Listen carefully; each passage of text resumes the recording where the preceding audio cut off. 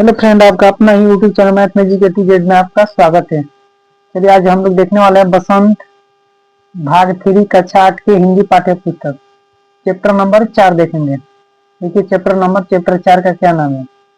ये पार्ट 4 है, भगवान के डाकिया। जो भगवान है ना, उन्हीं का डाकिया। डाकिया मैंने आप लोग जानते हैं, संदेश पहुंचाने वाला। जब भी पाठ को पढ़िए उसका लेखक का नाम जरूर याद कर लीजिए।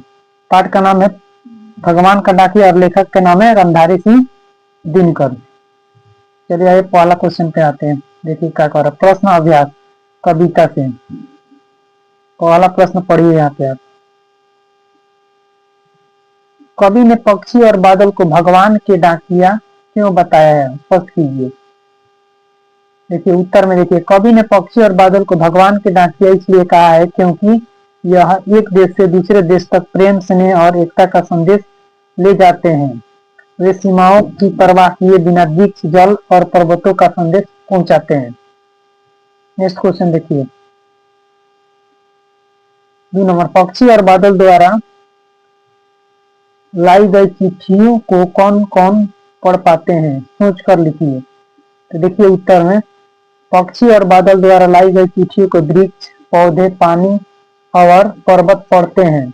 यह प्रकृति के प्रतीक है जो पक्षी और बादल लोग के संदेश को समझते भी हैं। नेक्स्ट क्वेश्चन देखिए 3 नंबर, किन पंक्तियों का भाव, इन पंक्तियों का भाव स्पष्ट करना है। कह रहा है क नंबर, पक्षी और बादल प्रेम, सद्भाव और एकता का संदेश एक देश से दूसरे देश भेजते हैं। इसका उत्तर देखिए, इसका भाव है कि पक्षी और बादल सीमाओं की परवाह किए बिना एक देश से दूसरे देश तक प्रेम, सद्भाव और एकता का संदेश पहुंचाते हैं। नेक्स्ट क्वेश्चन देखिए, ये 3 का ही ख नंबर है।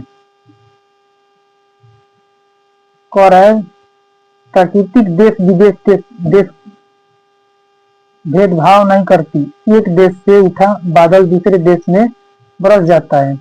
इसका आंसर देखिए, प्राकृतिक में उपस्थित सभी चीजें देश देश से भेदभाव नहीं करती, एक देश में उठा हुआ बादल दूसरे देश में भी जाकर बरस सकता है।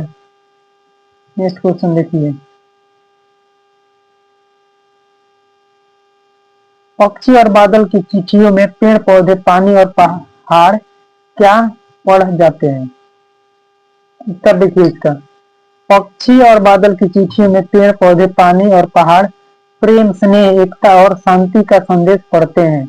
वह प्रकृति की भावनाओं को महसूस करते हैं। नेक्स्ट क्वेश्चन देखिए 5 नंबर, एक देश की धरती दूसरे देश को सुगंध भेजती है, कथन का भाव स्पष्ट कीजिए। देखिए इसका भाव स्पष्ट करना है, तो इसके उत्तर में क्या लिखेंगे, इस पंक्ति का अर्थ है कि, या तो पंक्ति होगा, इस पंक्ति का अर्थ है कि एक देश की संस्कृति, प्रेम और भावनाएं सीमाओं को पार कर दूसरे देशों को प्रभावित करती है। जैसे फूलों की सुगंध हवा के सहारे दूसरे देश तक फैलती है, वैसा ही मानवता और सद्भावना भी एक देश से दूसरे देश तक फैलती है। नेक्स्ट क्वेश्चन देखिए, ये क्या कह रहा है, पाठ से आगे, ये पाठ से आगे वाला क्वेश्चन है। पक्षी और बादल की चिट्ठियों के आदान प्रदान को आप किस दृष्टि से देख सकते हैं। इसका आंसर हो जाएगा, इसे हम शांति, प्रेम, सहयोग और प्रकृति के बीच संवाद के प्रतीक के रूप में देखते हैं। यह संदेश सीमाओं से पर मानवता को जोड़ने का कार्य करते हैं। नेक्स्ट क्वेश्चन देखिए, पाठ से आगे, ये पाठ से आगे वाला है। क्या कह रहा है, आज विश्व में कहीं भी संवाद भेजने वाले और पानी का एक बड़ा साधन इंटरनेट है। पक्षी और बादल की चिट्ठियों की तुलना इंटरनेट से करते हुए 10 पंक्तियां लिखिए। देखिए पक्षी और इंटरनेट में तुलना करना है और 10 पंक्ति 10 लाइन लिखना है, तो आप लिख सकते हैं 1 नंबर में। देखिए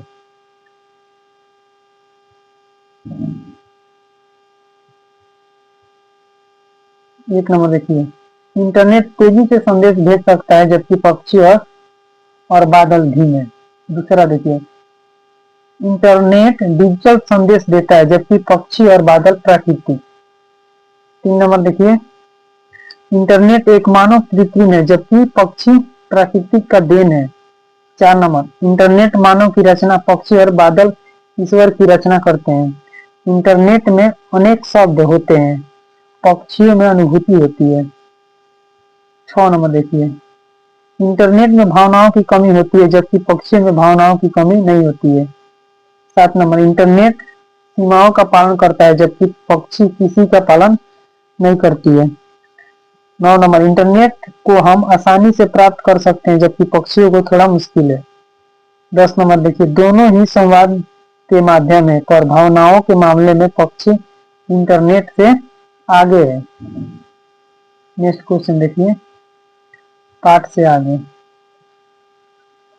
ये 3 नंबर क्वेश्चन है, हमारे जीवन में डाकिया की भूमिका क्या है, इस विषय पर 10 वाक्य लिखिए। देखिए, डाकिया सबके गांव में, सबके घर में आते हैं, उन्हीं का भूमिका लिखना है। तो इसका आंसर हो जाएगा, हमारे जीवन में डाकिया की महत्वपूर्ण भूमिका है। 1 नंबर, हमारे जीवन में डाकिया संदेश वाहक होता है, यानी संदेश लाते हैं। वह एक स्थान से दूसरे स्थान तक चिट्ठियां पहुंचाता है। 2 नंबर हो गया। 3 नंबर, वह संबंधों को बनाए रखता है। 4 नंबर देखिए, पहले के समय में उसकी भूमिका बहुत ही महत्वपूर्ण थी, पहले ज्यादा महत्वपूर्ण थी, अब थोड़ा सा कम हुआ है। वह 5 नंबर, वह खुशियां और दुख दोनों की खबरें लाता है। 6 नंबर देखिए, उसकी सेवा निस्वार्थ होती है। 7 नंबर, गांव में आज भी इसकी जरूरत महसूस की जाती है। 8 नंबर, वह सरकारी योजनाओं का संदेश भी लाता है। डाकिया हमारा कभी कभी संदेश पढ़कर भी सुनाता है। डाकिया हमारे जीवन का एक भावनात्मक पूर्ण हिस्सा है। नेक्स्ट क्वेश्चन देखिए,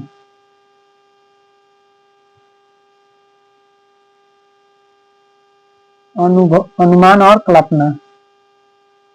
आप इसको देख सकते हैं। यदि इस चैनल पर आप लोग पहली बार आए हैं तो इस चैनल को सब्सक्राइब कर दे, तो वीडियो को ज्यादा से ज्यादा अपने दोस्तों के पास शेयर करें।